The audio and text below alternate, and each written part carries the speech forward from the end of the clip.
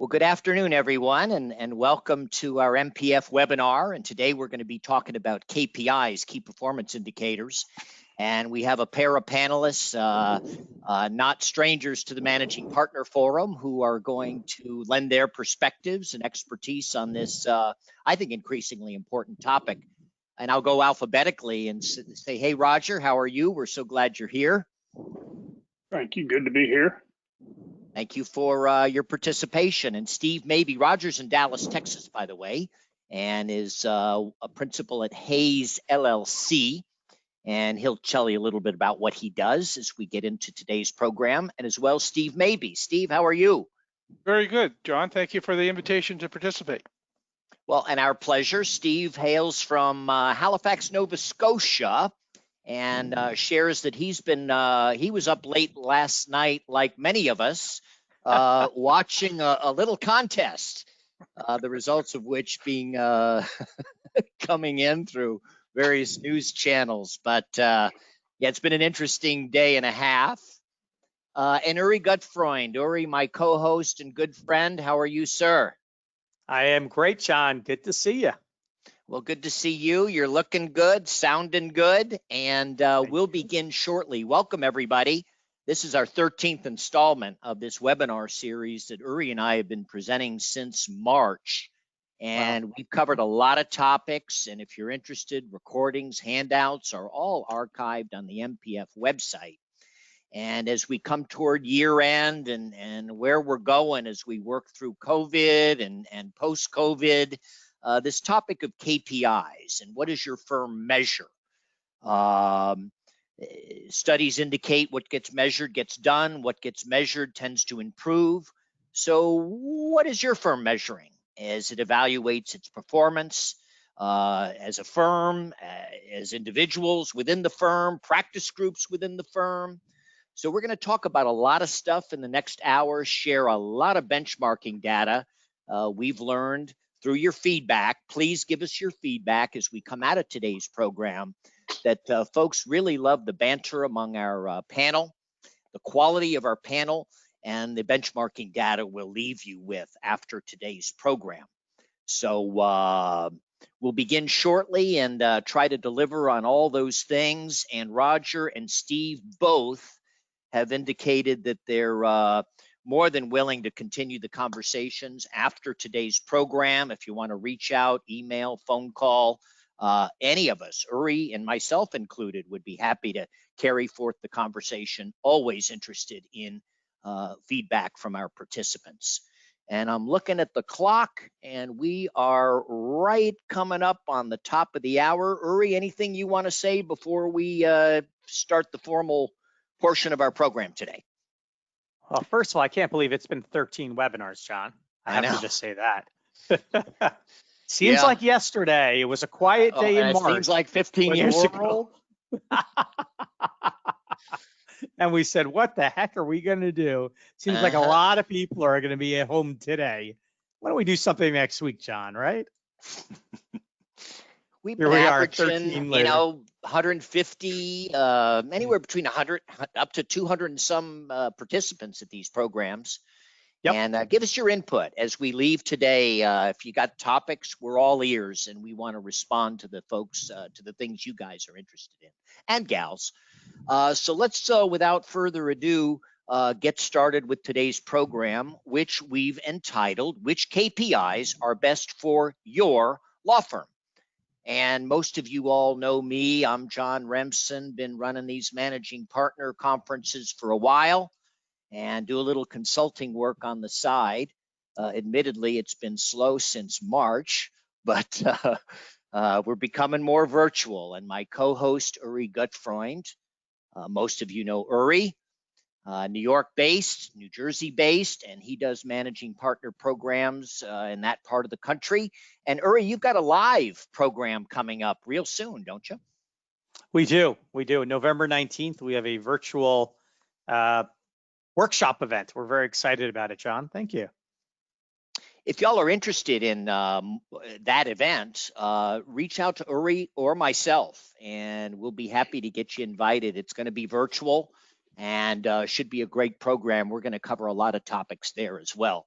So welcome, Uri. Good to see you. Our Thank you, John. guest speakers today, Roger Hayse.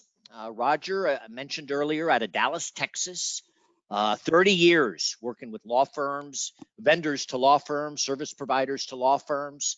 Does a lot of work in the transition succession planning area, and runs a blog called Managing Law Firm Transition. So Roger, welcome. We're glad you're here.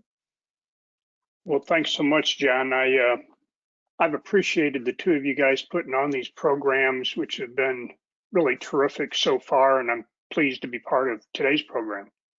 Well, we're pleased that you've agreed to participate, and thank you again to you and your partner, Andy Gilson, for your support of managing partner programs over the years. You bet. And then Steve Mabey. Steve's blog is called Absolutely Maybe. I love the title of that. And Steve is the former COO of a big law firm in the Maritime provinces up in Canada, Stuart McKelvey, and does a lot of consulting work with Canadian firms and more U.S. firms. And as Roger, he is a CPA, and his company is called Applied Strategies. And so, Steve, glad you're here as well. Well, again, thank you very much for the invite. I enjoyed the last time we worked together on one of these, and I'm looking forward to working with Roger on this, I think, a very interesting topic. Well, there's one topic that we've all promised we're going to avoid on today's webinar. I like to ask about it, but I promised I won't. So, Steve, Roger, glad you're here. Uri, good to be with you as well. We got our opening remarks. We're going to share the benchmarking data we collected when folks registered. We're at a 111 strong, 111 registrants for today's program. So we'll share with you some of the data you provided at the point of registration. We're going to invite some comments from Roger and Steve. We're going to pepper the session with some audience polling questions. And Uri, why don't you walk through, if people want to type in some questions to us, that's another way to interact with us and present questions to our panelists, and tell people how that works. Sure, John, thank you. So on your GoToWebinar panel, there is a section called Questions. So in the Questions tab, feel free to write your questions. I will be monitoring that panel during the course of the program, and as we progress through, there will be time for questions, and I will try to get them. We may not get them all because we do tend to get a lot of questions. We will sort of aggregate them and try and get them to our panelists during the question and answer time. So we appreciate your feedback and would love to include your questions during the program.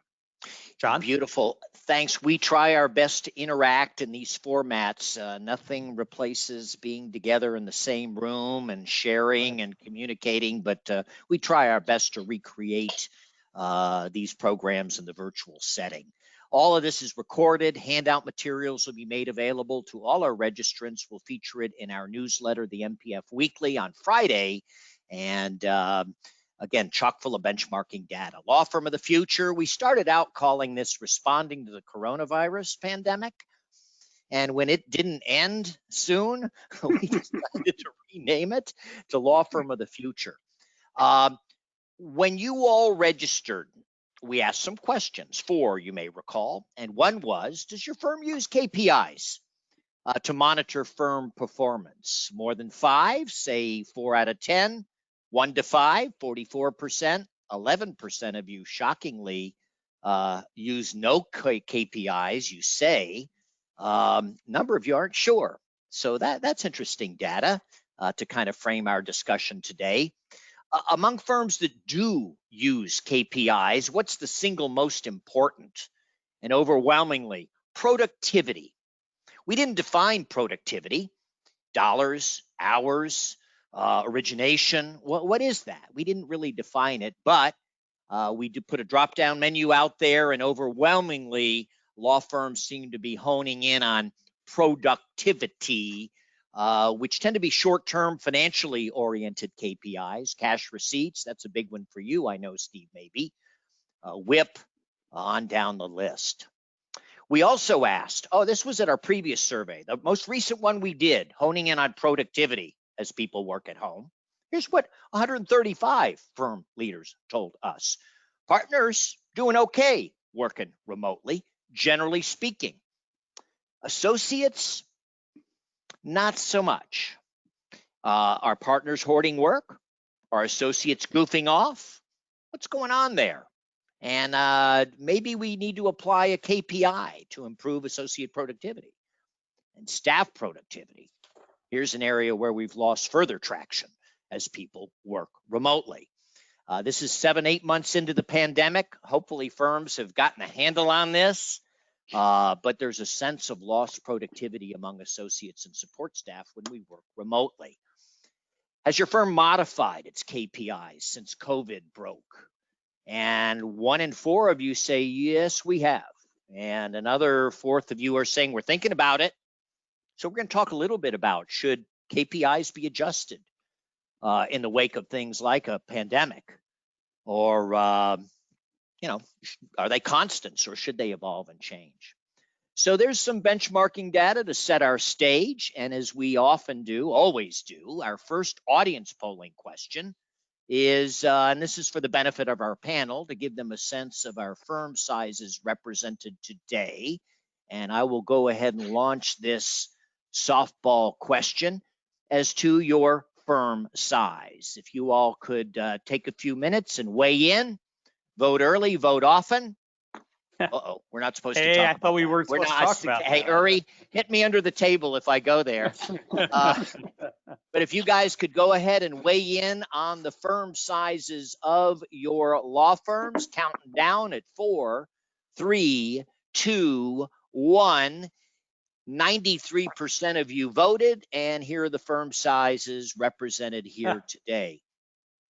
Interesting, we have a lot of larger firms here. This kind of disproportionate share of larger firms than usual participating in today's program. Go ahead and hide that, and back to our slideshow. And the way we've set this up is we're going to invite Steve Mabey to kick us off and talk a little bit about KPIs and what managing partners, law firm leaders should be thinking about big picture on this important topic. So, Steve? Thank you, John.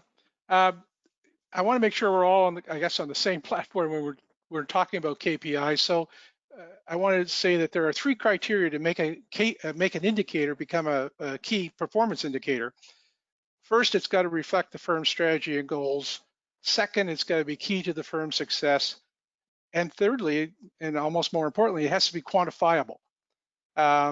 Because if you go back to the old saying, not everything that counts can be measured, but clearly what gets measured gets done and gets reacted to by partners and associates. So it's important that it's quantifiable. One of the questions that I think Roger and I both get asked a lot about is, well, which KPI should I have? And there is no cookie cutter solution. The KPIs that are best for your firm have to reflect what's your strategy and goals and where you are on the evolution path and what type of firm you are. The KPIs for a personal plaintiff firm are going to be totally different in a lot of ways than for a full service firm. For example, the billable hour is not necessarily a KPI that is germane to the personal injury, personal plaintiff practice as much as it is to a full general service firm. So those are the types of things. So it's hard to answer your question when they say, well, which ones are the best for us? Well, tell me what your strategy and goals are, and then we can say what's going to be key to that, to achieving those goals and strategy, and we can go from there. A couple points I want to make on the pandemic. I do think that the KPIs that have stood the test of time are still there and still being used, but I think there are some new ones or different direction KPIs that are coming out, and the way I would sum it up is that the pandemic KPIs had to move us from looking at results and not just activity. And so, if the results of the firm are better, but we could show a downturn in the hours produced by the associates, but our costs are lower because they're working from home and we don't have the same cost structure. So we had to kind of start taking those types of things into account. And the last point I would make in my opening comments would be KPIs are simply a metric. They're no substitute for the use of common sense and good judgment when you're managing your law firm. You use them as a tool, just as you use your dashboard in your car. It helps you know when you're getting there and how you're getting there, but it doesn't run the car, and you have to still drive the car. So you still have to drive your firm, and KPIs are simple metrics that help you drive your firm, but are no substitute for common sense and good judgment. Steve, you mentioned that KPIs should be customized to the firm and its goals. But generally, how many KPIs should a firm be looking at? Well, is there a ballpark you might recommend? Look, I think that, and this comes from experience of dealing with attorneys and lawyers, you can have too many. It's like giving a 2-page memo to a lawyer. You know they're going to read the first page, maybe, and skim the second. And so the more KPIs you have, the more cluttered it becomes, and you lose the simplicity of the direction that the metrics can drive you. I would say I see a lot of people use between 5 and 7, but again, tell me what your goals are. And not one KPI may not cover off all your goals, and so you have to have a number of KPIs. But a general thing, you start getting above 7, and I'm saying your vision is divided, and you can miss some important indicators in your firm. It becomes a bit diluted, less is more, perhaps, a little bit of that argument. I agree, page 1, I'm with you. Now, Steve, shameless plug, has a manual on KPIs, and it's available on Amazon. So we're going to send you a link to that manual. But it's a nice, handy dandy little reference that provides a nice overview of various KPIs and food for thought as to what might be appropriate for your firm. You want to talk a little bit about your book, Steve? Sure. One of the things when we first started talking about KPIs is that everybody had a different definition, and then the question became, well, what do you mean when you say average billings per client?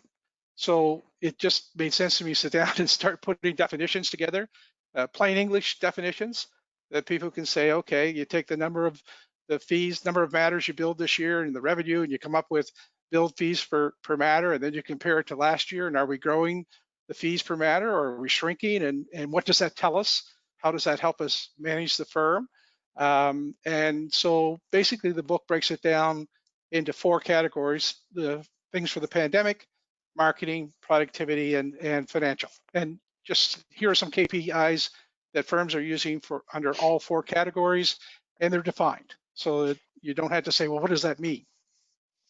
And Steve, before we leave you and ask Roger to provide some introductory remarks, I just lost my train of thought. I can't remember. I was going to ask a really smart question, and it was right there on the tip of my tongue, and I lost it, but it'll come back. KPIs. Next, let's invite Roger Hayse to open us up and give his thought on what managing partners should think about on this topic. Roger? Yeah, first, I agree with everything Steve had to say.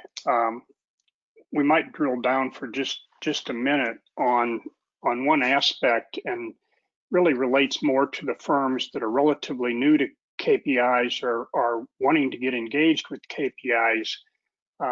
What we saw from the audience questions and what I've seen in practice is firms that are new to it are often asking just what Steve said: what KPIs should I use? How many of them should I use? What should I be measuring?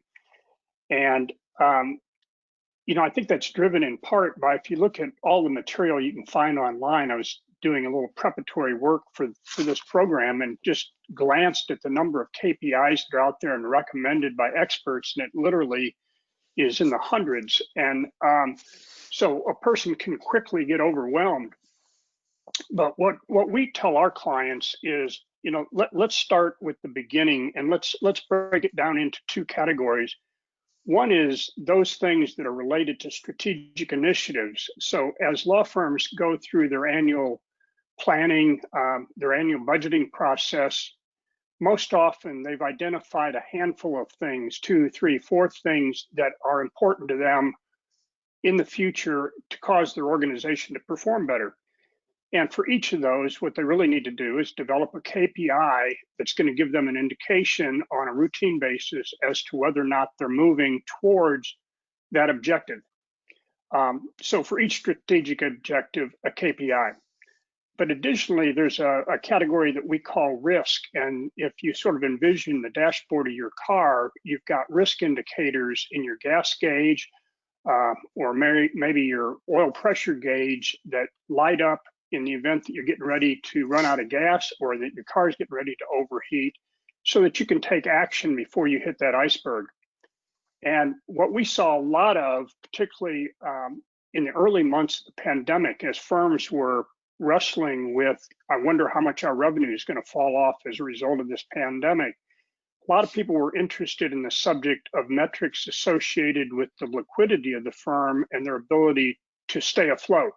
So really, in summary, as Steve said, I mean, your KPIs need to be geared to what's important to you. There ought to be a relatively small handful that you can appropriately manage. And as your expertise in managing KPIs grows, so can the quantity of KPIs that you focus on. I think the way you both laid out, it's interesting, John, both Steve and Roger really laid out, I think, so beautifully, because so many times when we come into a firm, we see the strategic and vision on one side of the firm, and literally a couple people are focused on that. And then you have the numbers guys and gals, right? And they're doing these KPIs. But the way you laid it out is perfect. It's the nexus, it's the beginning, it's tied together, and it's your warning lights, it's your risk, it's something you're monitoring during the course of, let's face it, our financial year, right? So that's well said, great points. Yeah, I like that warning light analogy, Roger. That was good. And I just remembered my question, Steve Mabey, and it's one that one of our audience members presented. And are KPIs different for Canadian firms than U.S. firms? No, I think that the gap between Canadian and U.S. firms has narrowed down to almost non-distinguishable differences. In the pandemic, tell me which side of the board are cash receipts and cash collections is not important. Liquidity that Roger was talking about. Talk to me about measuring your investment in WIP and receivables. Important to both sides of the border. So I think that there are very few things that you would point to and say this is an inherent difference. I think those have really shrunk down. I do want to make one comment and thank Roger very much for making me feel at home by using the word iceberg, because I know his experience and exposure to icebergs in Dallas is probably very minuscule, where I, on the other hand, have snow in my backyard. So I thank you, Roger, for using that word. I didn't know that word existed in Texas. And Steve, remember, you live there voluntarily, okay? So, there's a reason why the Sun Belt is growing. And when Roger found out that Steve was plugging a book, Roger has a book out as well, and it's a great read, Decisions That Matter. And we've distributed this at our live Managing Partner Conference. But Roger, why don't you tell us a little bit about your book, what it talks about, and where people can get it. We'll send links if you're interested in purchasing these, but tell us a little bit about your effort. Yeah, this is a book that my partner Andy Gilson and I wrote, and it really looks at 5 stages of the evolution of law firms, beginning with the formation of law firms through the unfortunate closure of some firms. And it is built around a series of case studies, multiple case studies in each of those 5 parts. Some focusing on firms that did really, really well with that, whether that be growth, formation, crisis, whatever it may be, and have gone on to excel. And then the flip side of that coin, firms that struggled and in too many cases, unfortunately, ended up failing as a result of it. So the whole book is intended to read somewhere between a case study and a novel. We had a lot of fun putting it together. I'll bet it's 70% of first generation firms don't survive the founding partner. That's interesting when you think about it. And I run into this frequently where you're dealing with a founder, the benevolent dictator, and when he or she starts running out of gas or looking to do other things, the firm may not be in a good position to move on. Yeah. So decisions that matter, check it out. And Uri, anything you want to say at this point? I want to share some KPIs we pulled in our last leadership survey, but anything you want to chime in before we kind of turn the page? Yeah, well, John, I know you're going to share some data from your survey, from the KPIs from your last survey, and what an amazing collection this is of KPIs of this group, of people in the Managing Partner Forum in your community, and this stuff is great. So show us some of the data that you've shared. This is we found great contribution, John. Big Law is well served when it comes to data and reports and white papers and all that good stuff. There's so many resources geared toward the AmLaw 200, the NLJ 250, and we're squarely facing mid-law, say the 25 to 200 lawyer firm, looking for data from comparable firms. So for probably 10 years now, we do what we call our leadership survey. And this is the last iteration. We're going to do this again in 2021. I hope everyone on this call will participate. 2019, we had 167 managing partners, and we do get managing partners, C-suite leaders of law firms participating. And here's some KPIs, just to throw out the story. We asked about the billable hour expectation for your non-equities. There it is, hovering right around 1,800 hours, nice bell curve. Same thing for associates, 1,800. In the old days, it used to be 2,000, 2,100. Its number seems to be coming down a little bit. Firms really tuned in on utilization and realization rates to make sure we're achieving those 1,800 billable hours. And that's, I think, what most firms traditionally think of when they think of KPIs. They think about billing, they think about collections, they think about origination credit, utilization, realization, financial KPIs, a snapshot in time, today's performance. We're going to talk today about longer term KPIs that we think firms should be paying a bit more attention to than just today's numbers, the billable hours, the collections, and those sorts of indicators. So we're going to invite Roger and Steve to weigh in. We have a very conversational format here. Uri's got a bunch of questions he'll be reading from that we collected at registration, as well as we talked this afternoon. Before we kind of move into our second audience polling question, Steve and Roger, anything you want to say about financial versus, you used the term earlier, Steve, investment time, that non-billable time, the stigma associated with it?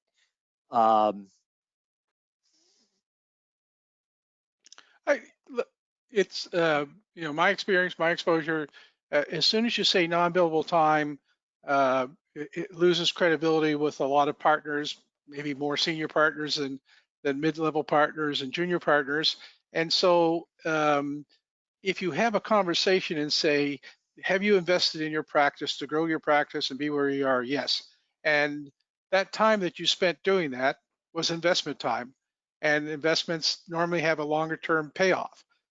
So I think if you can narrow the focus down and say, here are specific investment activities that we're prepared to track and recognize, whether it be in compensation, recognize where it be we want these people involved more in the firm's business development thrust, whatever it is. I think we've got to get away from non-billable, because non-billable doesn't mean that it's not going to generate revenue down the road, and investments do generate revenue. And I think it's important. I think we've talked ourselves into a stigma of non-billable time, but all non-billable time or all investment time is not equal among partners. Some are better at it. Some, I always say this, there are lots of law firms that have partners who should never be turned loose with a client. Doesn't mean they're not good partners. Doesn't mean they're not great lawyers. It just means that their investment maybe should be in publication or brand awareness, individual brand awareness, or things like that, and not necessarily in how many clients they're entertaining or clients they're bringing into the fold. Theirs should be more an expertise brand. You know, Meister talks about, you know, what we do. Billable hours important for today's income, our billable hours. What we do with our non-billable time determines our future. Yep. And if we're not investing in our clients, our people through mentoring, training, development, and our firm, we're being awfully short-sighted if all we're doing is focusing on today's billable hours. I think in the pandemic, you're bang on. I think that the focus and the charts all say, well, our associates are doing less hours, our partners are doing less hours.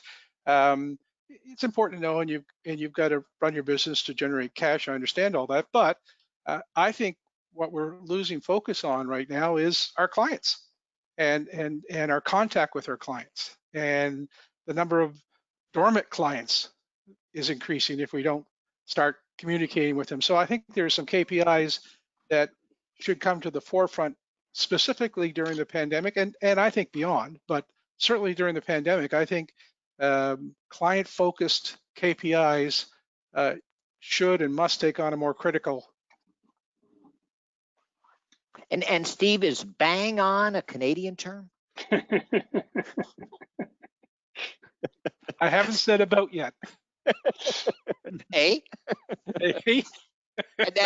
This is a beautiful segue to our next audience polling question, which speaks to, are you measuring client satisfaction in any way? And let me go ahead and open up, and I've kept this one really, really simple.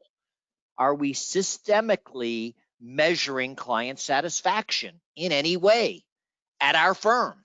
Yes or no? And this is a systemic, firm-wide program, as opposed to, you know, a one-off, how do we do on that matter phone call. Is your firm systemically measuring client satisfaction in any way? Roger, your prediction, please. 12%. 12% say yes. Yep. Okay. 4, vote early, vote often. And we got about 88% in on this question, and you weren't far off. Wow. And this is shocking to me as a former in-house marketer at law firms. We in the 80s were routinely soliciting client feedback at a 90-lawyer firm in South Florida. We'd go visit the clients. We'd send post-engagement questionnaires. A lot of ways you can assess client satisfaction. Go check out your AVO ratings. John,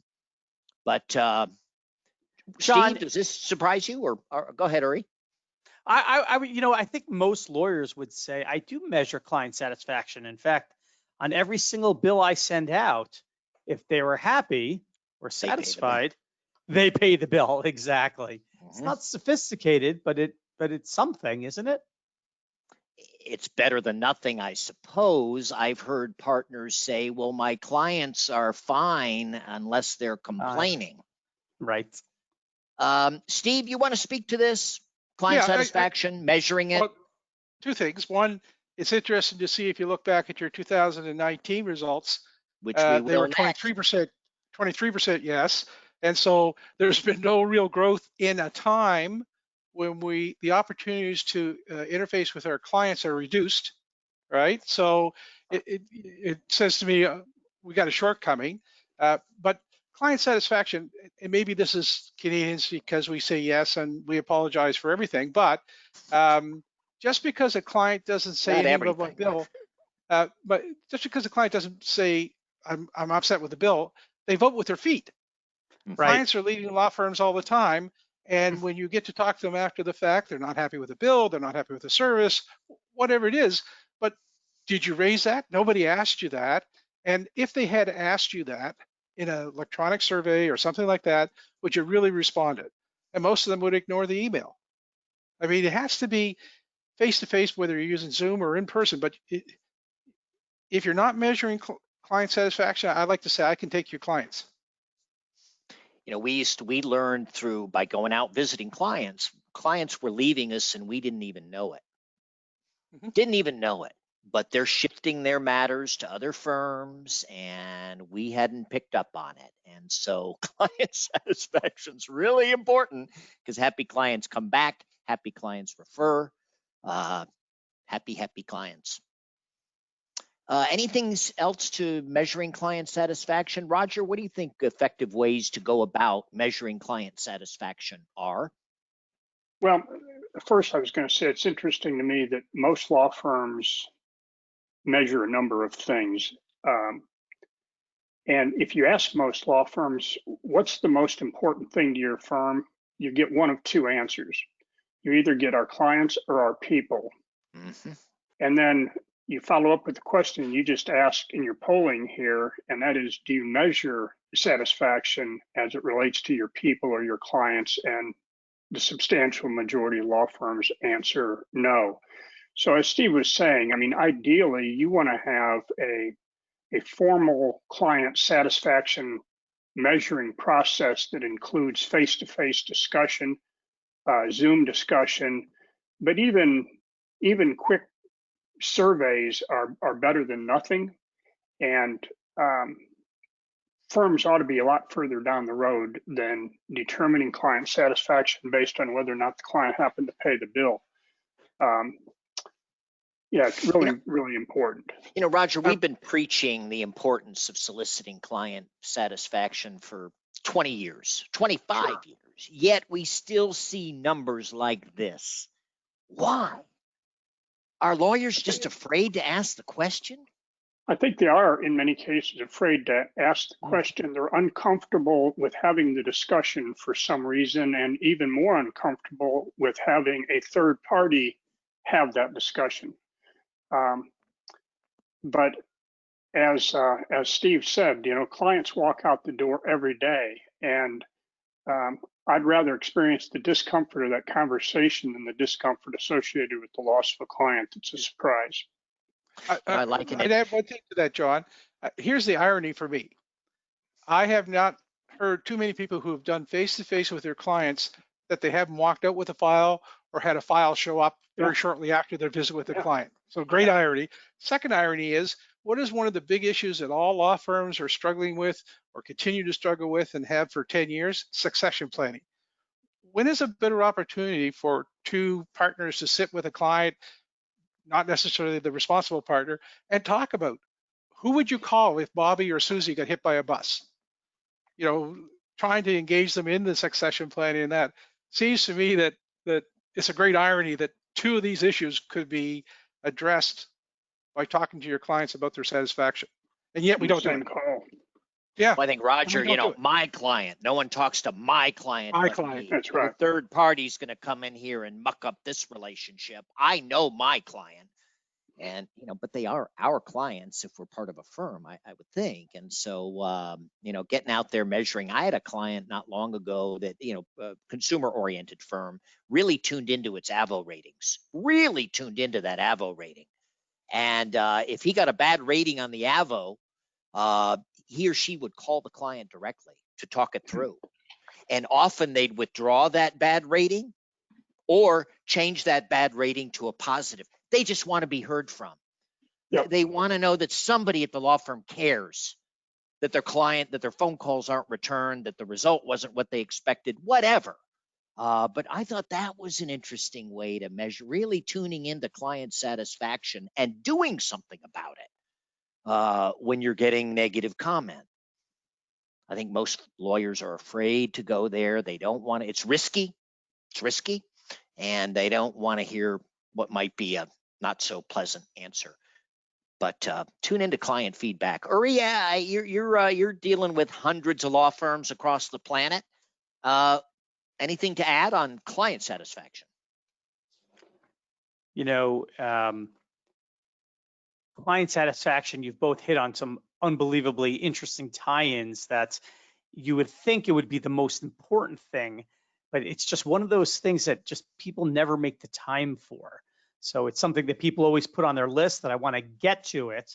But I think the best idea, I think so far this program, frankly, is that it's part of the strategic planning. And it's very timely. We're heading towards the end of the year.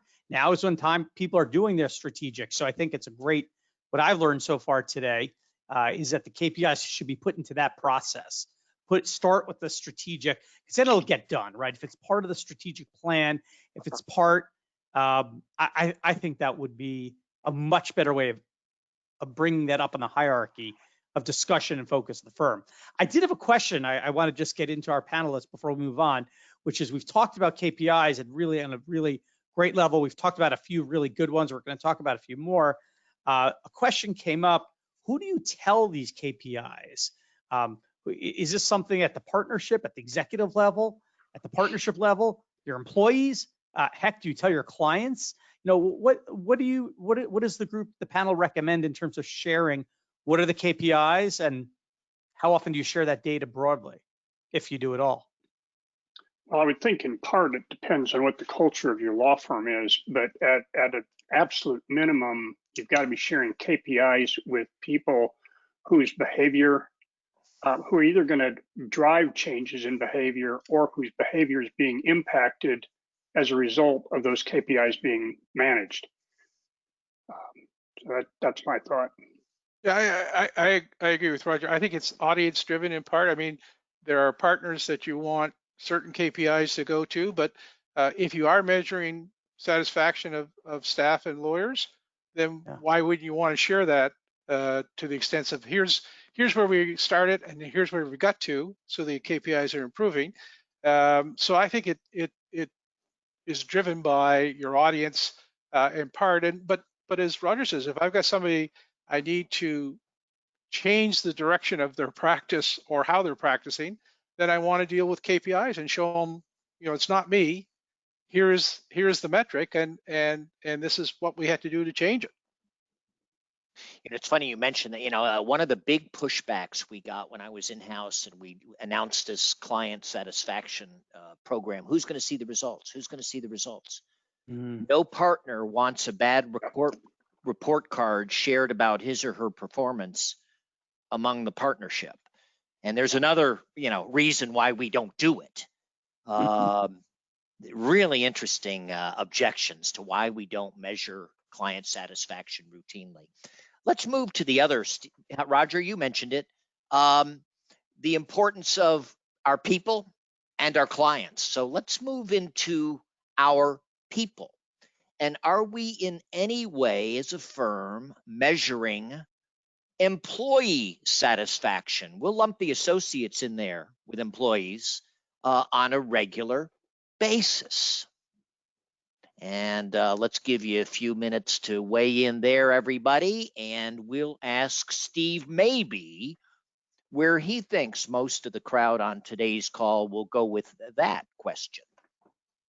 Are we measuring employee satisfaction in any way? I would be in the 2/3 bracket as no. Have you seen these results coming in? You can't, but man, you hit it. Bang on, as they say in Canada.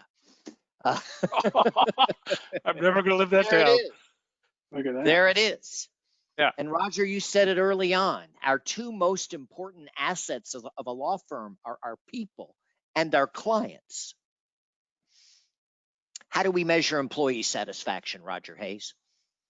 Well, I think there's some very basic employee satisfaction type surveys that can be done. Again, it's sort of like the clients. I think what you want to do is face-to-face discussions that couple their satisfaction with the firm with a discussion about how you feel about their role in the firm, and have a good open dialogue that benefits both ways. I think that's the ideal world. And then statistically, you know, monitor the firm's improvement as a result of that survey work. Steve, what say you about employee satisfaction and how we might get a handle on that? I think that there's some great surveys out there, some simple ones and some pretty detailed ones. The kind of three things I would say if you're going to do it, if you don't do these, don't do it at all. One, they have to feel like there's no retribution for comments or expressing negativity maybe about the firm. Two, that you've got to communicate to them when you get the results, because otherwise they're saying, sure, you ask the questions. And 3, never do an employee satisfaction survey if you're not prepared to change major issues. I mean, anybody will complain about something, you gave me $1 million and I should have got $1.5 million.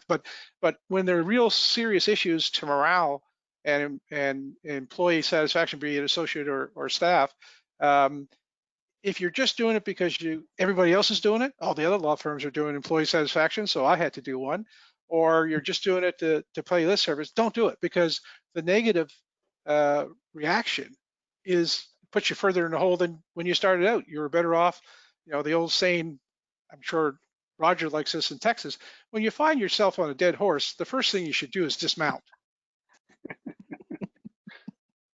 He's got some Canadian jokes too, Steve.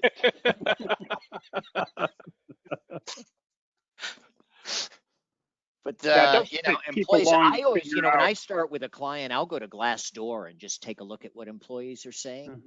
I love hanging out in the break room without partners. That's always interesting to hear what people have to chat about. John, sit in a law firm's reception area. Mm-hmm. And you can gain very quickly how much happiness there is in that firm. You can feel it, can't you? Yeah. Oh, you can feel. You watch it. People head down, not talk to anybody, or they're gregarious, and I don't want them wasting time at the reception and all that. I understand all those efficiencies, but it's a fact. People who are happy are more productive and loyal. Absolutely. And attrition extremely expensive. A lot of mid-sized firms struggle with associate retention. Mm-hmm. And is that a KPI we should be paying attention to? Keeping our young lawyers, we're investing in these young people and they leave us. And what's that all about? And it's funny because, the partners will come up with every reason why this one left, that one left, nothing we're doing. We're great here. It's nothing we're doing. Well, maybe there's something you are doing or not doing that might make for a happier associate life at the firm. Talk to them. It's amazing. Uri, what are you seeing out there on the employee satisfaction front among your clients? Well, I think you hit the nail on the head, John. People are realizing how expensive it is, how impactful, especially on a smaller firm, when you have dissatisfied employees, because dissatisfied employees, it ain't pretty. The damage they can do, absolutely. So I see that it is still a minority, but I do see people taking it more seriously. It's interesting. I think people are taking that more seriously. It's so dangerous to keep dissatisfied employees. So I think it is sort of a trend. So I do see that trending forward, but that is a little disheartening. That young lawyers division at state and local bars can be very chatty. Yeah. And, they talk to each other, and your firm has a reputation at what it's like to work there, whether you like it or not. It does. Yeah. See, I would pose the question to you, is it going to be even more important when we try to keep a culture of a firm together when a great percentage of our people are working remotely? You get them all in one office, you can work on culture and pass along, but when you're all out at everybody's different home or place where they're doing their remote work in, maintain that culture and building that culture and keeping that culture alive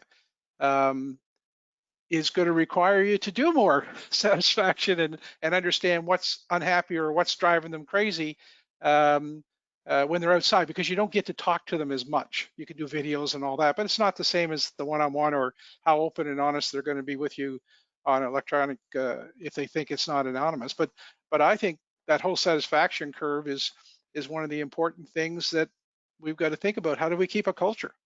How do we maintain our culture? That's a vexing issue, and as we work remotely, is retaining the culture and the collaboration and the collegiality and the teamwork and all those good things. It can be done. It just has to be done a bit differently. Moving on to culture, good segue maybe. We asked this. We did a virtual conference or October 1st, and had 190 some firm leaders on the virtual. And this was one of the questions we asked at that program. How important is culture to the long-term success of the enterprise. And I mean, this is pretty amazing data. And I think all of us on the panel would agree. Culture is really important to attract and retain your talent. And Roger, you were going to bet on how many people are measuring culture in any way. Let me launch our survey question, then I'll ask you to answer that one. And that is your firm, if it's so friggin' important, are you measuring it in any way? A culture index. I wanted to slip in a picture of Boy George here, you know, the Culture Club, but none of them were really good that I found on the internet. So is your firm maintaining any kind of culture index? And Roger, what's your guesstimate? I'm going to go with 19%. 19% yes? Yep. Steve, your prediction? I would agree with Roger. I think it's like under 25%. Very good, Freund, your prediction? Under 10%. Ooh, under 10%.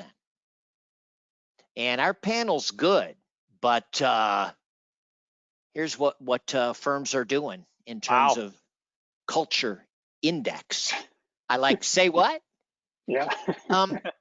So Steve and Roger, you guys were spot on. This is really an important issue, but we're not doing much about it. How do we measure culture? Steve, I'll start with you. There's a great survey out of I think it's the University of Michigan, the Denison Culture Inventory, and I think it's probably one of the best, if not one of the only, but one of the best inventories of your culture that gives you a good picture to say what you think your culture is and what your people see your culture is, and then it allows you to reconcile the differences and say, okay, we hold ourselves out to be have these values or do these things, but our people don't see us in that same light. And the associates think these are the top 5 important things, and the partners say these. Well, if you're going to have a future, don't you have to reconcile to get everybody close to being on the same page? So it's Denison is the name of it. Denison. They've done a lot of research and into their questions and all that, and it's a survey, I believe, out of the University of Michigan he's associated with. And I've used it in the past, a number of clients, and I think it's one of those things when you deliver the news to your client, they're not necessarily happy with you. Right. Because most times when the culture inventory is done, you know, some of the things are spot on, but a lot of them are there's a real disparity, and you have to figure out how do we do we have a culture, or do we have a bunch of mini cultures? Like we have a culture for our litigation group and a culture in our corporate group, or we have a culture in our Dallas office, but our Houston office has a different culture. And so it just shines lights on all things like that. And then, but it's like everything, it's great information. It's not inexpensive. It's not expensive, but what do you do with it? You know, it's great information, but you have to do something with it to make it be valuable. Roger? Yeah, I think you got to start with a baseline of a combination of what you want your firm to be about and what your people believe your firm is about. And as Steve said, sometimes those things have to be reconciled. Once we have a baseline of what it is we believe we're all about, what our firm's culture is, then a periodic survey mechanism in which you're testing how people feel about that aspect of your culture and seeing if it is becoming stronger or weaker. To the extent there are negative aspects of your culture, you obviously want them to become weaker. But you got to start with a baseline of getting everybody on the same page as to a common understanding what your culture is. Can a firm do this on its own and get good objective input, or do we have to go outside to an independent party of some kind? Well, I'd say 2 things. One, yes, maybe they can. It's probably better done by a third party, but even if they can, sort of like client surveys. I don't think they will. So if it's important to you, the odds of it getting done are just so much greater if you get a third party that's got some expertise in this area to execute it for you. You can get that baseline that you need. And to Roger's point, why I like the third party and not be myself, but I like the third party is it's how you ask the question. And so sometimes when you do things internally, you can put a bias into the question and how you ask it, whereas the third party outside has done years of research. What are words that you had to use to extract the right answer, and so or the honest answer? And so I always recommend going outside on something like that. It doesn't have to be through me. Denison will do the culture inventory with you directly. And like I say, it's on the size of firm. The number of respondents will be how they price it, and they do a great job. And they'll give you your answers are in PowerPoint or in graphs and all that. So I mean, it's worth doing if you're serious about saying, to Roger's point, we want to get a baseline in our culture. That's going to identify the issues that we need to work on, and then maybe 2 years, whatever down the road, let's do another inventory to see, are we making progress in the areas that were identified as weakness? Yeah. Firms do a good job at talking the talk. We're collaborative, we're collegial, we're team, we share. And then you look at the behaviors, and there's a lot of internal competition floating around in many firms. We talked earlier as we were planning this about the unintended consequences of KPIs sometimes. Firms well-intended to try to put KPIs in place and get good feedback, but lawyers are smart people. They'll manipulate. And I was sharing with our panel, and I want to speak to you, how do you avoid manipulation of KPIs? When I was at my second firm in-house, we did post-engagement questionnaires routinely, matter-specific, client-specific, short, sweet, simple. What would you like? What didn't you like? Blah, blah, blah, blah. We'd have lawyers pick up the phone and call the clients in advance of the survey saying, hey, make sure you give me good marks on that because my compensation depends on it. They're scamming the system. How do we tamp down on the manipulation of KPIs? And Roger, I'll start with you on that one.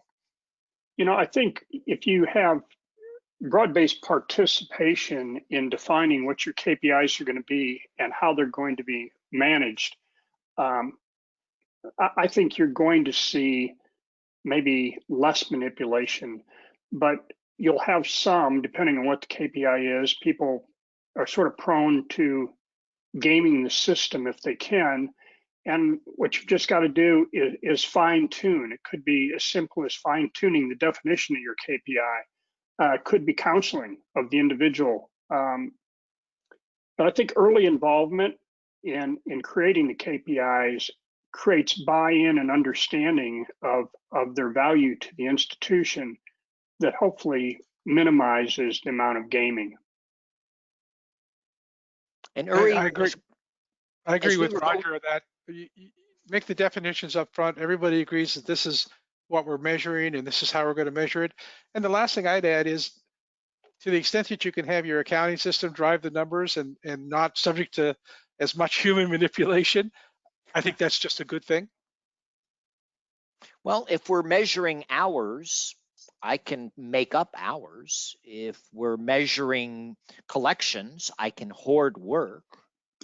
If we're heavily rewarding origination credit, boy, can I hoard that, manipulate that? Origination credit, that's another discussion for another day.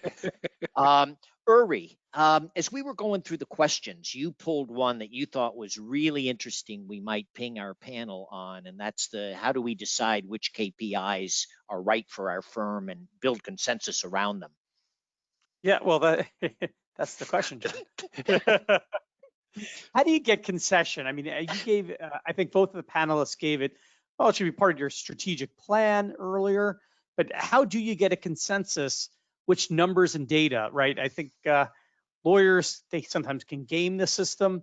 They become very skeptical. They maybe will argue maybe after the fact, but so how do you get consensus to determine what the KPI is and just, agreement around that. And as I'm saying it, of course, I think maybe the answer is the question, but how do you get that? How do you build that consensus before the year? Because like I said, I think this is very much around the strategic planning time of the year. Yeah, I mean, I think once again, you've got broad-based partner participation in the creation, just like Steve mentioned in the previous conversation. A lot of this consensus building, getting buy-in, and really understanding what KPIs are appropriate for the issue being discussed. Right. Maybe the managing partner isn't the ideal person to be leading that discussion. It could be a third party that's got the expertise, not just expertise with KPIs, but expertise in building consensus is a valuable step in the process. Communication never hurts. Yeah. Steve, how would you recommend a firm approach that question? I start back to what Roger said on the strategic planning. I would, if I could boil it down, because I like simple, lawyers tend to make things complex that don't need to be complex. I would say, what are our strategic goals? And then I ask the question, how do we know what success is? And in order to measure success, we had to have some metrics.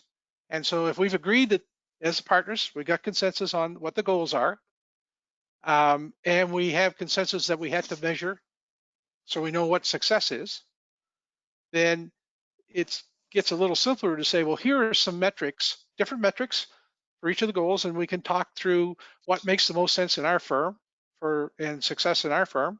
And I think it's like anything else. It's like when you first had to sell your partners on your moving to the cloud. You had to do a lot of homework, you had to do a lot of communication, you had to break it down so it was simple why it was important. God bless the pandemic. Don't ever waste a good crisis. And so you got them there. But I don't think the KPIs are any different than anything else that you're trying to seek consensus around the partnership table.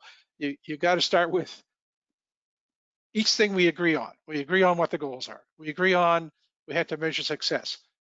Here are different ways we can measure success, partners. What do let's agree on those, and then let's move on. We've got there, and it seems daunting when you start out, but I don't think it's that complex a process when you break it down to simple building blocks.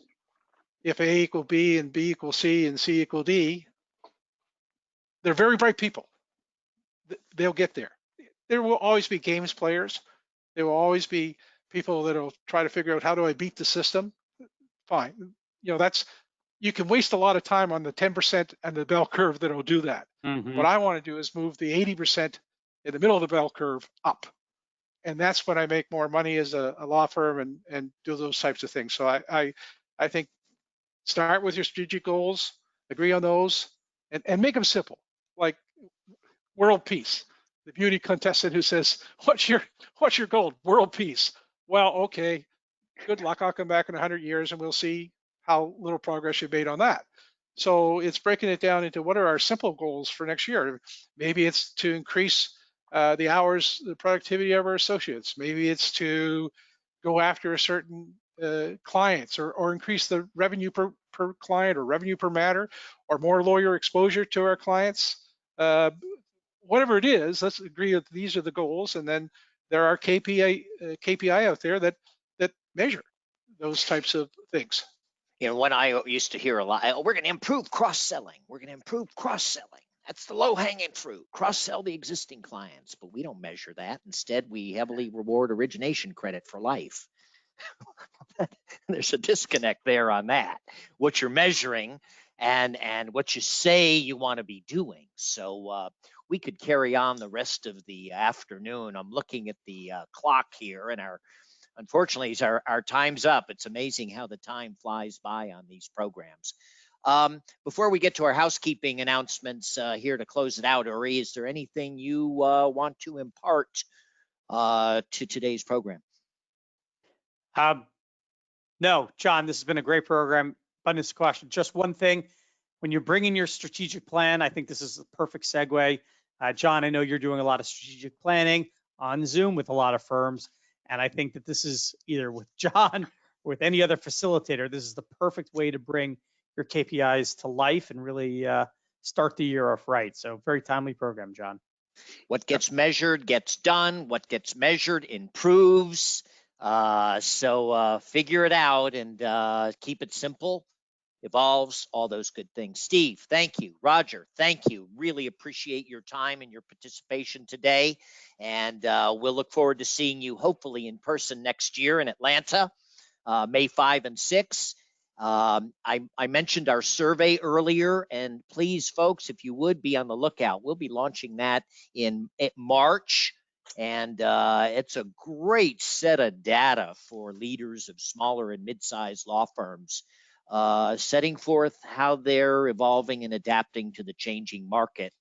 And if nothing else we've learned this year, COVID has accelerated a lot of the changes and the evolution facing many, many law firms. We run our website. We got our seminar series. This is one of them. Uri and I will continue to do these every other Wednesday now through the end of the year. And we're working on an editorial calendar for 2021. So these aren't going away. They will remain complimentary. And we hope you'll continue to participate and share this within your firms. I do a newsletter, goes out every Friday. We run listservs, all designed to help managing partners and law firm leaders be more effective in their challenging, often ill-defined roles. Our contact information, as mentioned, Roger, Steve, Uri, myself are happy to chat with you beyond today's program.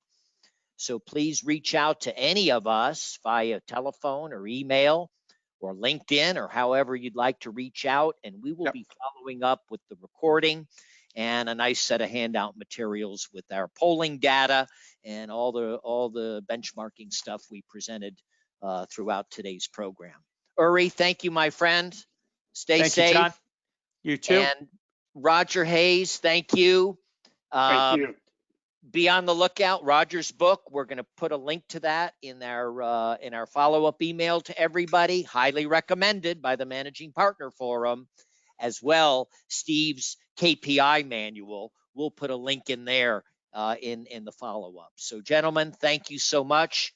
Enjoy the rest of your week. I'm going to go turn on CNN and see if there's been any change in the last hour.